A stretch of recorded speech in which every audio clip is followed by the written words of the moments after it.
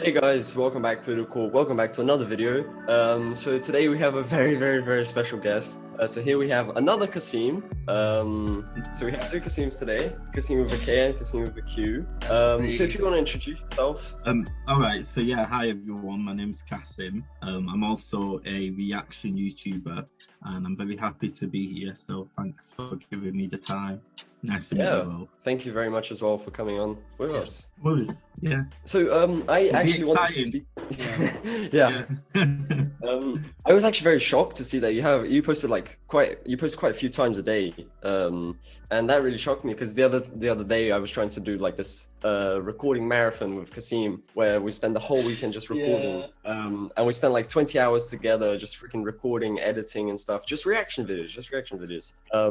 And because of like mistakes, sound problems and stuff, we ended up with like 2 or 3 videos after 20 hours. So yeah, I wanted to ask what was like your process. How are you being so productive?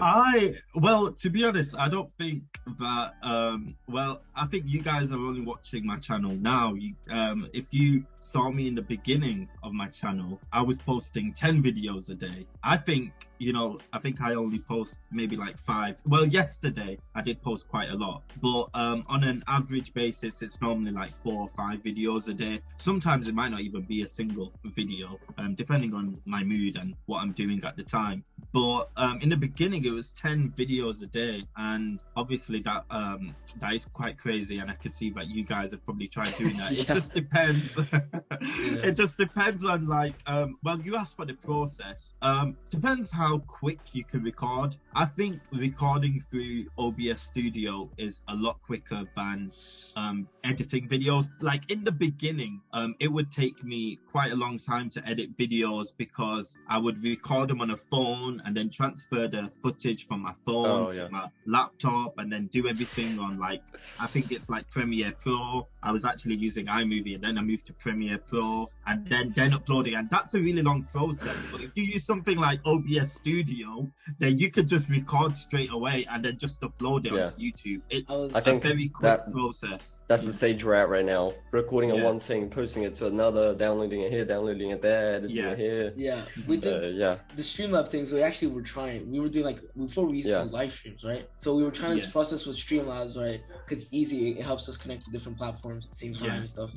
And the thing is, it was useful, yes, because it made us like production wise way faster, and like that's why we liked it. But the problem was the setup, like creating the Streamlabs, making it like properly happen was always so hard, and like it just took so much time. Like that's why I think we kind of like stepped away from that because of time. I don't know. There's something always a problem with Streamlabs with like the thing with Streamlabs stuff. The thing with Streamlabs is I actually was thinking about using Streamlabs, but then I found it to be very I didn't like how they used to pop up with things that you need to pay for and then stuff like that, or you need to pay for this feature and that feature and all of these different features. So I was just like, with OBS, it's native, it's free to use. They don't push things in front of you to pay, so it's a lot easier, to use and there's a lot more tutorials on OBS on YouTube than there is on Streamlabs. So there's a difference between isn't Streamlabs OBS?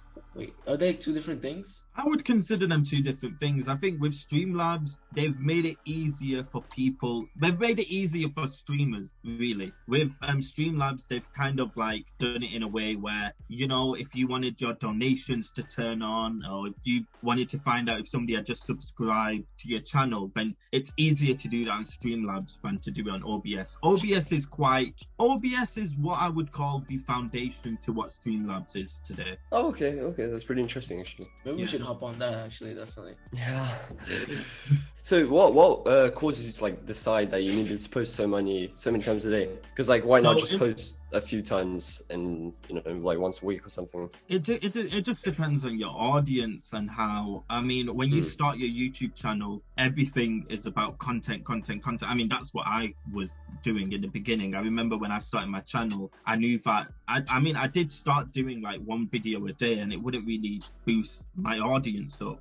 So I then started doing like I saw other reaction channels. I saw that some were doing 15 videos a day and some were doing quite a lot. So I was like, okay, I said to myself, I'd do like 10 videos a day and see where that would go. And then my audience started to boost up because more and more people were watching videos. And then I could pick which videos that people wanted to, watch. So then I stopped going from 10 videos a day. I then went to 7 to 8 videos a day. And then over time, I just went to like 5 videos a day too. It just depends on how quick your audience grows and how well you know your audience. And I mean, if I did 10 videos a day now, I think it would overwhelm the audience that I've built. So I've kind of stuck to just doing, and also for myself really, because I remember when I started my YouTube channel, I started in the beginning of a pandemic, so there wasn't much of a social life anyway. During the pandemic, everyone was stuck at home, shops were closed, everything was pretty much non-existent anymore. So being stuck at home, you didn't really have much to do. So I just spent most of my time just doing videos and just doing things like that. And it was easier. But now, because the pandemic is slowly ending, shops are back open, I want to maintain a social life as well. So that's why I think 5 videos a day is a lot better than doing and you're over like 100,000 now, right? Subscribers. That's pretty, it's crazy actually, like seeing someone who has this many subscribers. We did one other collab with someone that had a lot of subscribers, but I mean, it was it's still crazy seeing someone else that has that many subscribers. It's still I'm actually very happy about it because I knew that 2022 was going to be the year that I was going to hit 100,000 subscribers because of how much my subscribers were going up. So I knew that in 2022 that would happen. It is, when you get the plaque and you get the tick and all of that, it does make you feel well, but it doesn't, it's not a stamp of, my way of thinking, I don't think it's like a stamp of approval. It's nice to have, and it's nice, I'm very grateful for everyone who subscribed, but there is still a long way, 100,000 subscribers on a platform like YouTube. It's quite, from the whole picture, if you think about it, from the whole picture of YouTube, you are still one in 100,000 people who have 100,000 subscribers, or 1 in a million. I don't know the exact statistic, but you are. But I mean, it's good, and I hope everyone, when you make your YouTube channels and you have a YouTube channel, you don't just look at the number of subscribers that you have, you look at the number of, you look at your audience, and you look at what, from that perspective, because, a subscriber is just a click. Somebody's just clicked on your subscribe button. It's all about, getting that recurring subscriber to it's about creating that community that like you can trust on, that's always there like to back you and support you throughout the process. Creating a community. That's rather than just but still, like 100K subs, that is crazy. I think the thing I don't like so much about these milestones is that like you work so hard to get there, and then it's kind of, once you get there, it's so far away from the next one. Exactly. That's I would agree. Like once you reach 100,000, the next one's only at what, like 1 million? 1 million, It's like 100K, 1 mil, and then 10 mil, and then like what, 50, and then 100. So it's like, it's motivating once you're almost there. To me, at least, like once you can see that like you're gonna reach that, it's like you want to get there as fast as possible. But once you're right at the start, it's like, that's a long way to go. Starting all over again. It's basically starting all over again. Starting all over again. That's exactly it. And what I would say to that is that, I remember when I posted on my socials that I reached 100,000 subscribers, everyone was like, well, wow, you're an official YouTuber now. Like literally, you are an official YouTuber. You've got the tick, you've got the plaque, you've got the lesser, you've got everything that you needed. But I mean, I think 100,000 subscribers is probably one of the most major milestones a YouTuber will ever hit. I feel like the other milestones, like 10,000 one or even the 50,000 ones, it's good to reach that number because it's very hard. At the end of the day, getting subscribers on YouTube, it's a very hard process and it takes a lot of work and dedication. So anything like 10,000, 50,000, it's quite a lot. But those are quite minimal. The rewards that you get from them are quite minimal to when you get to 100,000. 100,000, like I said, once you reach 100,000, you are literally verified on YouTube. So you are now, you could literally call yourself an official YouTuber. You have an official channel now. Yeah, that must be pretty insane, actually. Like, I'm a YouTuber now, so.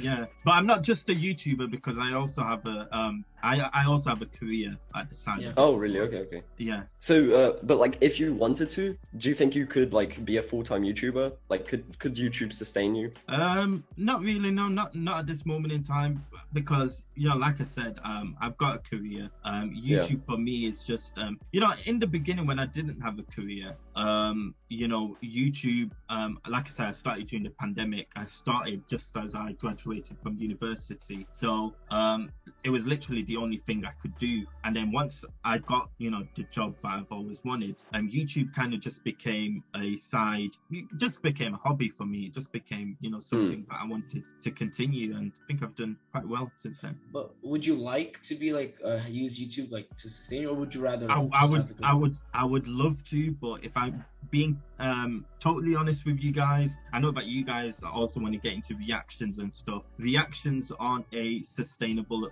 income for someone to live off, due to the whole copyright business, everything being copyright claimed. It's not it's not really an income that you can sustain on. If you can make your reaction channel or your channel generate sustainable income, that by what you would need to do is obviously you'd have to create your own content and do your own content and stuff.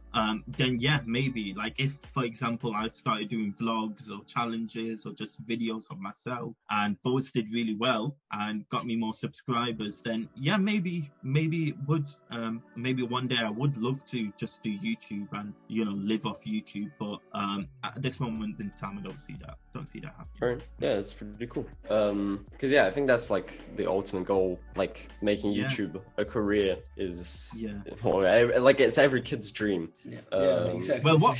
Well, here's the thing. What people do is that if you look at the big YouTubers, their career at the moment isn't being a YouTuber anymore. You look at people like KSI, for example. He started off on YouTube, but now you can see that his career is singing. He wants to do songs and stuff. So maybe that's his career. You look at somebody like Logan Paul, for example. He started off on YouTube. He was a YouTuber, and now he's an entrepreneur. He's a business person now. He runs businesses. So I think the ultimate goal is to make YouTube to have a sustainable income from YouTube, but use that income that you earn from YouTube to then move into an actual career that you want. Or it could be you could run a business, you can move into becoming a singer, move into becoming an actor, things like that. It can always branch off into other places. It's always good to use YouTube to boost your other dreams and goals, right? And the thing is because for example just gonna like say, Logan Paul, for example. Go. Like Logan Paul, for example, I think you were saying, right, is like a business person now. Having that, starting a business is very difficult, but once you've already got that initial audience, it's a lot easier, to get your product out there, and it's like free advertising. Yeah, definitely. I'm just gonna touch on how it's risky, right? Like, YouTube is a risky game, because you don't never know what the audience is like, how it's gonna react, and you don't know how much you're gonna make. Definitely, right? It's just predictions and stuff like that. So some people just like a more safe way of making money, right? It is right. I think what you talk about risk is that if YouTube is the only thing that you have in your life, and this is one thing I wouldn't advise to somebody who's just starting a YouTube channel, is to think that YouTube is the only thing that they want to do. Because like I said, it's a very hard platform to break. Okay, if you manage to break it in the beginning and start getting an audience, then by all means focus on YouTube. But if you feel that you might need help and you might need something to fall back on, then getting a day job, part-time job alongside your YouTube would be a more safer option. Yeah. Okay. I think moving on to just a faster round of questions, more fun questions. The first thing I want to ask, because it's really interesting now that we've started we have an audience now. We've started getting comments and stuff. It's really fun reading through the comments and the replying to everybody. Seeing the inputs and everything. Yeah. So I want to ask, what's the nicest comment you remember ever getting, if you have one in mind? Oh, that's a good question. Wow, the nicest. Oh, I've received a lot of nice comments actually. Yeah. I can't remember. I'm stuck. I can't remember anything which is really like. I know that there have been very nice comments, and I have like absolutely like. I remember once there was this. Oh my god, there was this one comment that really threw me back, and it was like, oh wow, like I can't believe like, you know, I've done that. But there was this subscriber of mine. She was a mother, and she was like, oh, whenever so she watches my videos like every single time I upload them, and she was like, oh, my kids absolutely love your videos. They literally switch to your video and turn it on. And I remember she actually sent me an Instagram message of her kids literally waiting for my video to play, and they're like jumping up and down. I was like, wow, like for me that's the nicest thing I've ever like witnessed and experienced on my YouTube channel. Is that how you've got whole families who love your videos and stuff. Oh, that's amazing. I want to go back to like there was a topic about like how many videos like you react to. Like doesn't like do you ever like get bored of it? Because like sometimes sometimes you just watch it and you get bored. Have you ever gotten bored of just reacting? Sometimes I have. And I do let the people know at the end of the video that it was boring and that it wasn't. One thing you have to do with your reaction channels is you have to tell the truth and you have to be honest. You will find a lot of videos where, and it shows, like you might not think it shows, but it shows in your facial expression. And people will point you out on it. People will literally say you weren't really excited, you were just sat there bored out of your mind. And I do let my subscribers know that, you know what, like this video, it wasn't my type of video. I only react to videos because they're a very popular reaction. But I always give a really good review of the actual topic. Like if the lyrics are meaningful, the song itself has meaning behind it, then I always like to delve into those meanings. But the ones which have bored me out of my mind, you probably won't see them on my channel. Oh, so like you just do you remove them? Like so when it's a boring... No, I don't move them. They're still there, but I won't do anything similar to that. Okay, but have you ever deleted a video? Like I'm sure you have, right? Right. Well, there's one thing I do. I see that any of my videos that have underperformed, I delete them. So if it's under like 100 or 200 views, I delete them because it's no point having them on there if no one's watching. What about more of like a personal like reason, not exactly like the audience? Oh, a personal reason. No, I don't think I've deleted any videos ever on a personal basis. No. Oh, okay, maybe deleting is a bit too harsh. Maybe like putting them private, like No, I haven't. Never. No, I've not made them private, not deleted them. Never. No, I've done. Look, it would take me years and years to go. I've got like 2,500 videos. It would take me like years to find a video to private and delete. That's so much. That is so many. That's over 2,000. But we're coming up to like nearly 2 years now. Like, I was gonna say. To be honest, you start losing track on how many videos you do.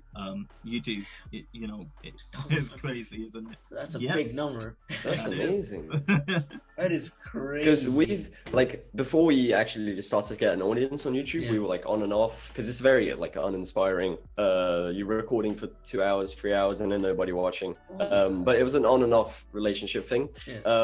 But like once I forgot what it was. So this is something I wanna like tell you now is that in the beginning you will be doing videos for 2 to 3 hours and you won't be getting views. What you need to do is try and do as much research before you plan what videos you're gonna do. Okay, research is very important. I mean, I see you guys want to be reaction YouTubers and you want to do reactions.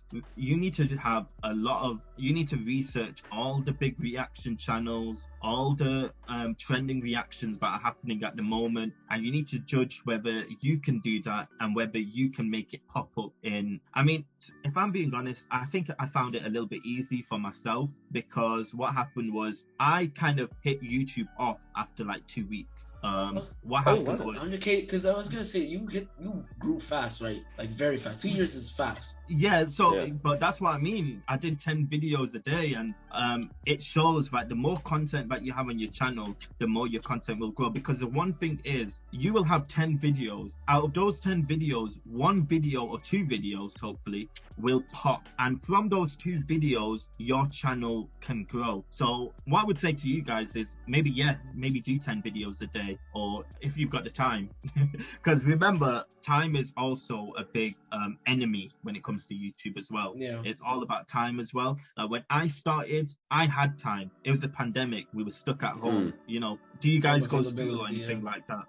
We do. So you guys go to school. You know, you've got to be in school. Like, that's something that I found in myself as well, is that when I started my career, when I got my job, you know, I didn't have as much time. That's when I started going lower and lower with my videos. That's when I went from 10 videos a day to 5 videos a day. Because if I'm working 9 to 5, I'm not really, you know, I want to enjoy the other part of my day. I can't spend 3 hours doing 10 videos. It's, you want a social life, like I said. But I was lucky in a sense that I had the time in the beginning to do 10 videos a day. I could not do 10 videos a day now. Literally, I could not do 10 videos a day now. That would it would seriously affect me if I went to doing 10 videos a day. I was gonna ask, because like, wouldn't you say, like, I'm not like trying to sound like anything, like say anything specific, but wouldn't you say like reaction videos are somewhat like quite easy to make, right? Reaction videos. Very easy to make. Yeah. Very, very easy to make. You know, reaction channels get a lot of slack from people because they are seen as channels which take somebody else's content, and you people blame reaction channels for stealing people's content. And you know, that's why, like you said before, it's very risky to do a reaction channel, because you might react to a video and you could get a copyright strike. And remember, if you get 3 copyright strikes on YouTube, your channel is deleted. So it's a very, very risky business to get into when you do reaction channels. And say, for example, I'm on 100,000 subscribers. If I get 3 strikes now, those 100,000 subscribers have gone. I mean, at the end of the day, I got the plaque. So I kind of still have something from YouTube. But still, it can really affect you. Like, you are on 100,000 subscribers, your reaction channel, you get 3 strikes, and you're done. You're done for. And you know, all that hard work has gone down. Do you have any strikes as of now? No, not now. I did before. Okay, I actually had 2 strikes before at one time, and I was very stressed. That must be so nerve-wracking every time you post. Very, very nerve-wracking. How do you tackle Let's those not talk about that time. Okay, yeah. No. How did you manage to take them off? Did you have to? Was it a time? I was being stupid. I was stupid. Okay, what happened was YouTube has this system now where if somebody wants to give you a copyright strike, they can now give you time to remove the video. Before, it never worked like that. Before, people were just giving copyright strikes out of nowhere, and that was it. But now YouTube has changed things where the copyright owner has the option. Now, this is an option, so this isn't like a mandatory thing, but they have the option to send you an email saying, hey, we're going to send you a copyright strike in 7 days, and if you don't remove the video in 7 days, that copyright strike is going on. Now, I was very stupid, and you know what I did? I ignored those emails because I didn't know it was happening. I to be honest, I'm very bad at checking my emails, so I didn't realize these emails were coming in. And then when I received my first copyright strike, I was like, hold on a minute, what's going on? I emailed the copyright owner. The copyright owner got back to me and said, well, we gave you 7 days to remove it and you did not remove it. And I was going back and I was like, where did you send me this email? I looked back in my emails and there's this email that says, you will receive a copyright strike in 7 days if you... I was like, oh my God, wow. So now I check my emails every single day. And I'll give you this advice as well. Just check those emails because they can save you one day. Damn, that's crazy. Yeah. All right, that's brilliant. That's so much. Every time we talk to a YouTuber, so much like great advice comes out. Yeah. Not just to YouTubers, but to everybody, I think. Yeah. I think we'll close off things here, as we don't have much longer left in like the Zoom and stuff. I just wanted to say thank you, firstly, for coming, because I mean, definitely. it's because I mean we're still a small channel, so it's a pleasure having you here. Good to learn. In our humble channel, so. Humble channel. I've subscribed. I've checked some of your videos. Oh, right, you guys. Like you're from England, right? Oh, go ahead. Yeah. Like you live in England. Like how? I know. Obviously, I heard things about England. Like how is it living there? Like what's the status? Is it like calm? Like is it always like a chill place, or is it like really stressful and stuff? Like how is it? England is the best country you could live in, and I'll be really honest about that. You know, I've traveled to places. You know, a couple of years ago, I actually worked in a country called Taiwan as a marketing junior marketing assistant or something like that. And I did that because my university course required me to take a job. Yeah, your CV. To get my degree and stuff. So I think in America they do that so that you can gain extra credit. In the UK, they do that so that you can get your degree in the end. So I did that. It was a paid internship, and I got to go to Taiwan, Japan, South Korea, China, Hong Kong, Vietnam. I went quite a lot of places around. I even went to Indonesia. I went to Bali, and I also went to Malaysia. And you know what? I actually looked back and I was like, why the hell did I not create this channel when I was doing?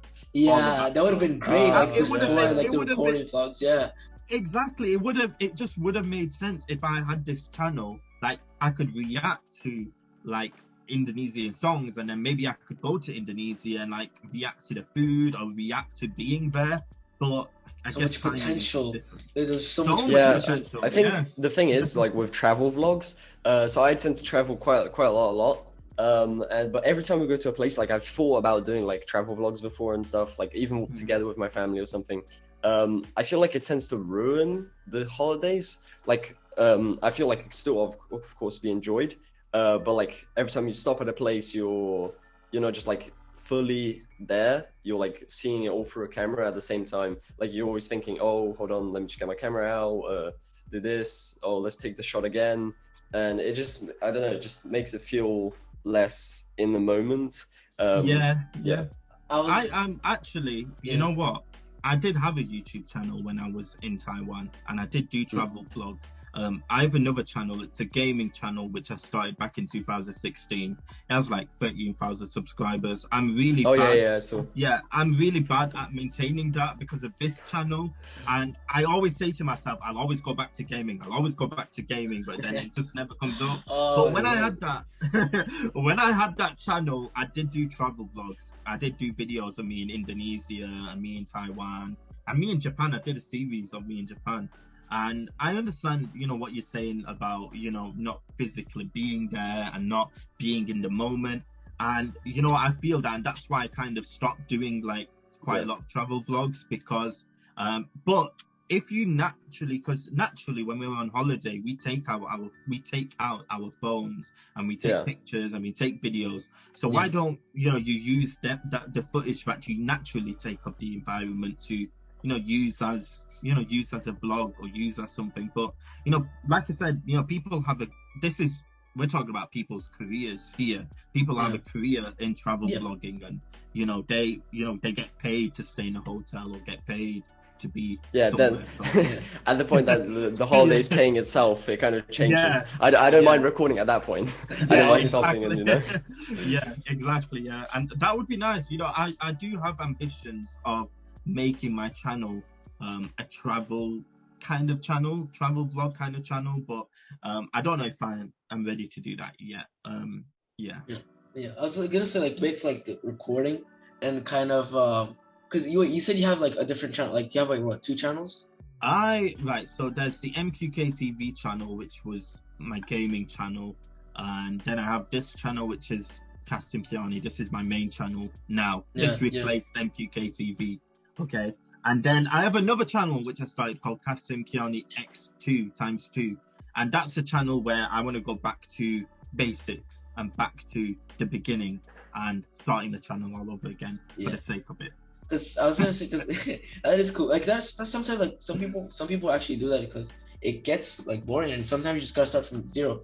But I was gonna say, because like from some of my experience, I guess, and like organizing different channels, it can be very or more so when you're like constantly and continuously posting on them and organizing them constantly, it can get really tough, and like organizing it all and taking care of it can be quite exhausting. Like, how do you like really keep yourself up for it? See, this is when I go back to, you know, I've got this main channel with Qasim Kiani. The reason why, it's like I've lost all attention to the gaming channel, MQK TV, because of this channel, because I'm working so hard on this channel, and that gaming channel, it's not getting a lot of attention because I get too overwhelmed with the content that I do on that channel. I know that with my gaming channel, all the content was my own, so I still make money off of that channel. That's why it's still there. I'm still making quite a considerable amount of money because of the videos I've got on there. I do, and also my income is a lot better on that gaming channel than it is on my main channel.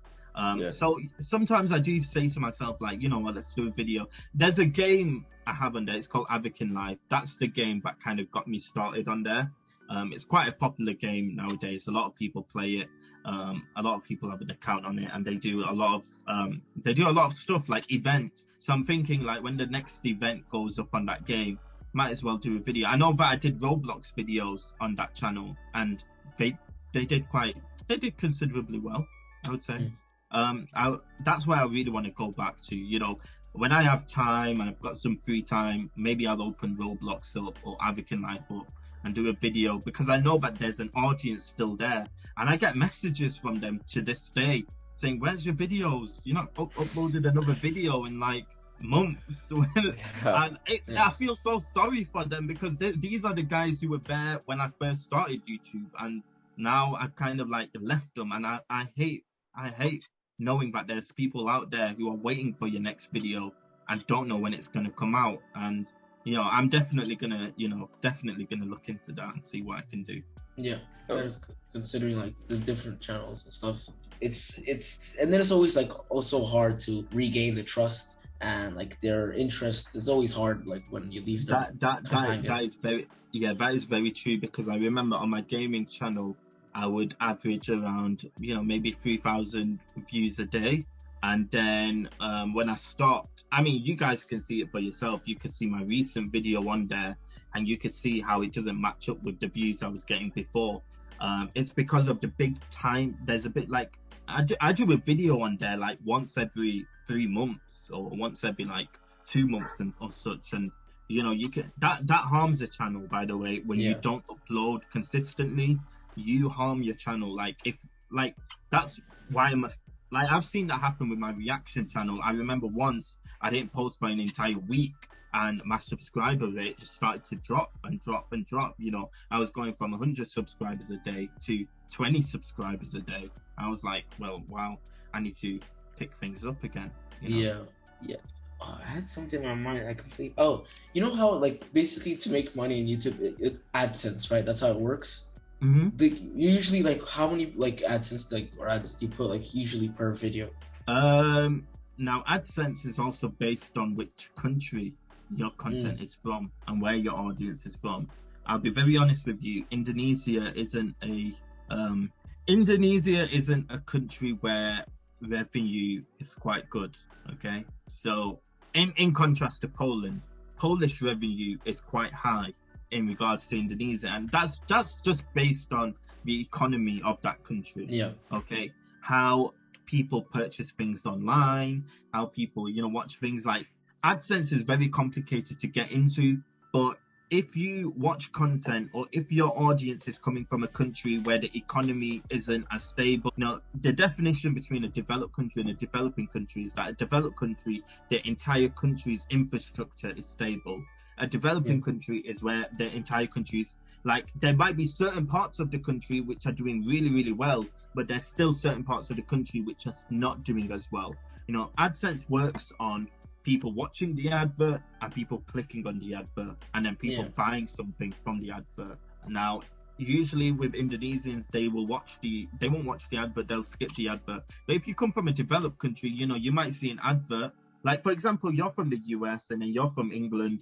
You know, when you're on, you know, it's very easy for us to get digital payments and stuff, you know? Like, we can buy things online very freely. In some countries, you can't do that. I'm actually not from the US, though. Wait, where are you from? I'm from Angola, bro. I'm Africa. Angola? Yeah. Okay, well... It's in America. That's funny, bro. What? Wow, you got it's funny, we actually got a comment about this. That the guy was like, oh, Qasim thinks he's so cool because that he's like from America or something, but he's actually from Angola. Oh, I got roasted so hard. He didn't even say Angola, he said Angola, Africa, bro. That was like, I got roasted. Oh, wow, okay, wow. Freaking out, Angola, wow. Nah, but like, I still like, even my accent, like, I know it sounds American, but sometimes I kind of like go to English accent, but more so like on the South London type thing. Sometimes I don't know. I change around a lot. Like it moves around a lot. Yeah. But yeah, it's funny. You said I'm like from America. That's funny. Okay, well, Angola is a developing country, right? Yeah. So, for example, I don't think the AdSense would be quite strong in Angola then. But we're kind of like our channel. But our channel is it's based on Well, right now we put it in Portugal to make it easier for us. But it's gonna be hard because our audience is Indonesian, like you said. If you look at it from an income point of view, you might want to do some research on what countries have a high AdSense rate, because YouTube have released statistics of which country have really high AdSense rates, and you're looking at countries like the USA. I think the USA is number one when it comes to AdSense. Like, if you get a lot of consumerism country. Yeah. Exactly, consumerism. Like, you need to look at consumerism, the type of people who will go online and buy stuff and will do things. Like, there are some countries that can't do that, or that it's just not available to them. And you know, the US, I think, like, even about the mindset of those countries, because like even though Europe's like quite developed, I wouldn't say it's as consumerist as like America, for example. They wouldn't be buying as much online. Yeah, I mean, I would say like the US. You know, if you get a US audience, they will be willing to get your AdSense up. I know when I moved to a Poland audience, my AdSense was quite good. And when I moved over to them, I started seeing a really big boost in my earnings. So that's why I'm very grateful for them. But nice. But YouTube isn't all about making money, guys. Yeah. YouTube is all about having fun, having passion, and connecting and building a community. Building a community, definitely. Yeah. There was something else I want to ask you. Do you tell people you're a YouTuber now? Like, I never tell people. No way. No. I made the biggest mistake of my entire life of naming my YouTube channel over my real name. I should have disguised it. I should have called myself Michael Jackson, but but I didn't. So no, I don't, like, in my career and job, I never mention, and even on YouTube, I'll never mention what I do as a living. And I also have that same rule with people at my workplace as well, is I will never, like, some of them find out because they just search your name and they find out, but I don't mention that I'm a YouTuber to anyone. You know, if they see my channel and they want to make that assumption, then by all means you can. But I don't go around saying, "Oh, hey everyone, I'm a YouTuber." You know,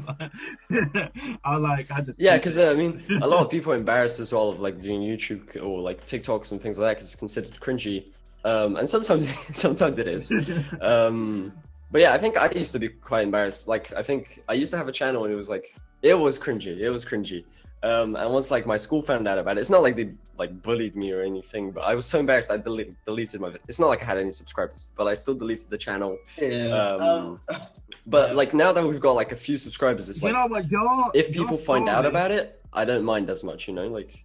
You know what? I'm looking at myself when you just said that, because I remember when I was in school, I was in secondary school. I also made some random channel up and posted cringy videos, and people started to find out, and I just deleted the channel. Yeah.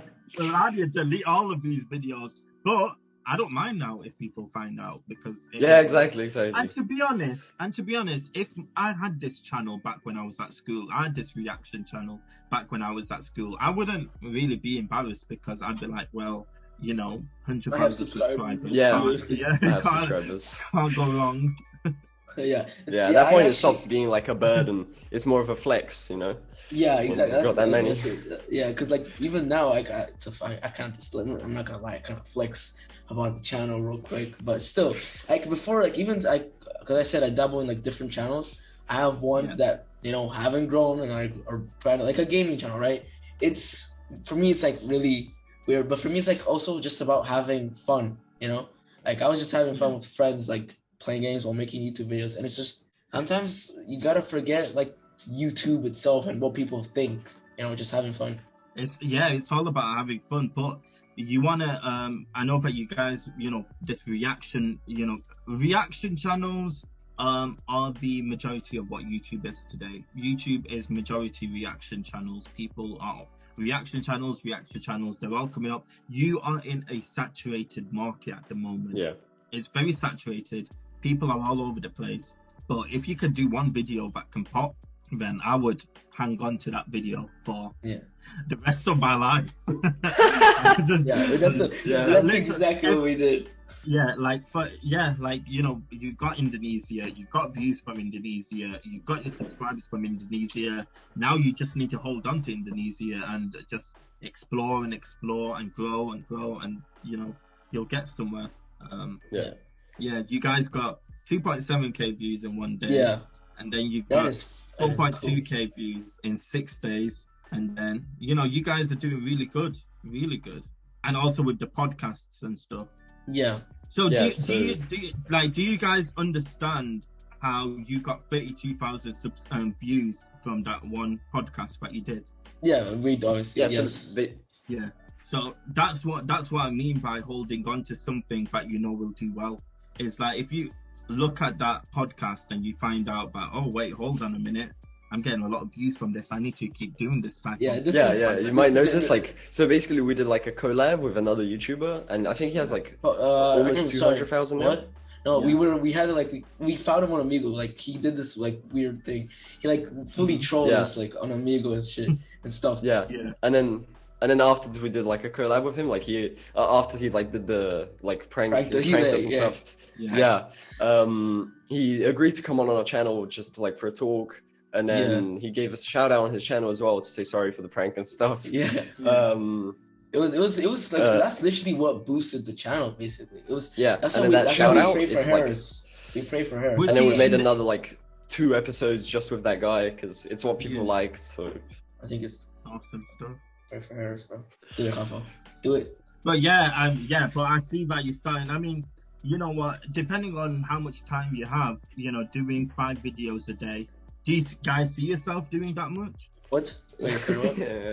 Doing 5 videos a day.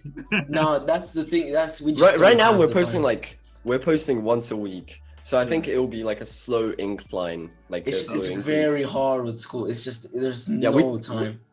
Yeah, we tried posting twice a week, and that's the plan. Like that's what we put in our schedules, but it just doesn't work out. But I mean, we'll try as much as we'll try posting as much as we can. Yeah, I mean, everyone has priorities, and I would always say priorities come over YouTube.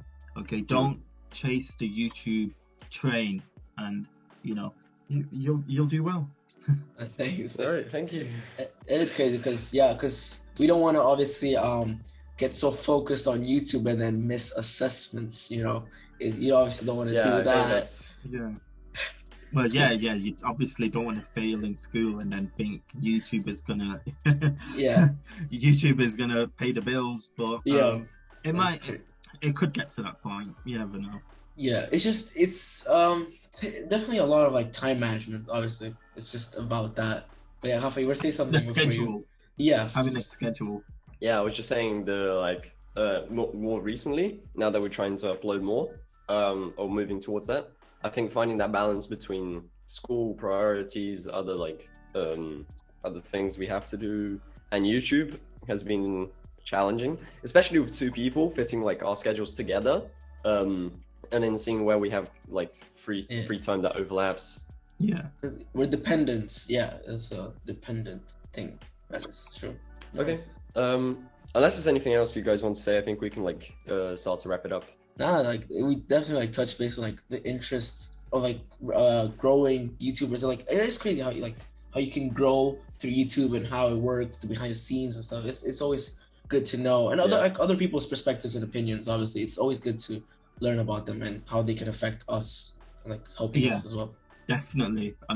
Definitely. One thing I wanted to ask is, how did you guys meet? Like, how do you guys know each other? Well, obviously, because I'm an amazing person, Rafa just loved me instantly. So, no, I'm kidding. So we go to the same school. Yeah. So I live in Angola as well. Hold on a minute. First, you are the most confusing guy I've ever known. First, I think you're Australian. So I've got this picture in my mind, but this guy is from Sydney or from somewhere in Australia. Then you tell me, oh, hold on a minute, he's actually from England. And then you say you're from Brazil, and now you're telling me you're from Angola. So which one is it? So Angola? Basically, I was born in Brazil, and then I lived in England for like 5 years. And then my parents got like job in Angola as like expats, so we're living here now. In the banda, yes, in the streets of Angola now. Right. It is crazy. Right, so you both live in Angola. So do you guys? Yeah. All right, okay. So you guys see each other quite frequently then, and you can do reactions together and stuff. Yeah, but we live quite like far apart and stuff, and especially because we also started like our channel just before pandemic as well. So that's why we do it like online. Pandemic. It was literally during pandemic as well. Oh, it was during pandemic? Okay. Yeah, so we started it online, we just kind of stuck to that. So it's nice also because like it gives us opportunities to like talk to people from all over the world. That is good. Like if you guys want to, keep your channel, growing and stuff, you should reach out to other people on YouTube and, do more podcasts as well. I think you guys are doing quite. Podcasts are a great way of having your own original content as well, and you guys can keep doing that and keep branching out. Yeah, I think the only trouble we have is like finding guests and stuff. Because I mean, we have to. It's like we reach out to like 100 YouTubers or something, and then one will get back to us, which is like a 1 in a million chance. Which is why we're so excited to like actually have someone here. Yeah. Oh yeah. But yeah, that's how like we initially grew our channel, like reaching out to people, and then we finally managed to find someone, even though it was by luck, by chance. Yeah. Cool. Omigo definitely played a big part in our channel, actually. I see a lot of people using Omigo, and there's another one as well called Omi TV. Have you heard of that?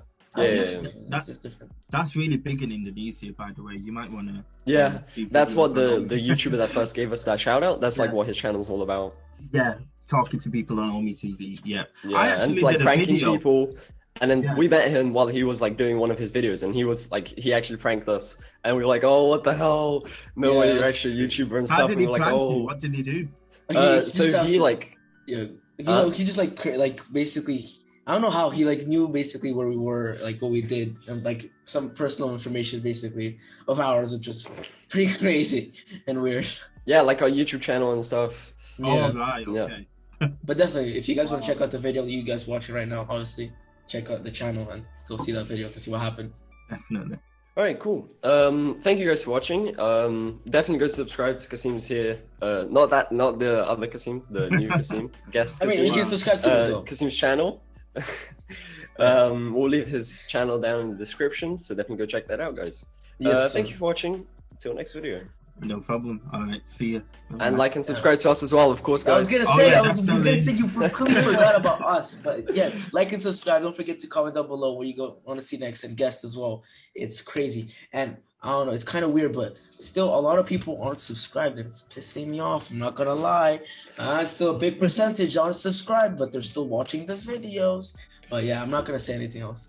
All right, thank you guys. Till next week. Thank you so much. Yes.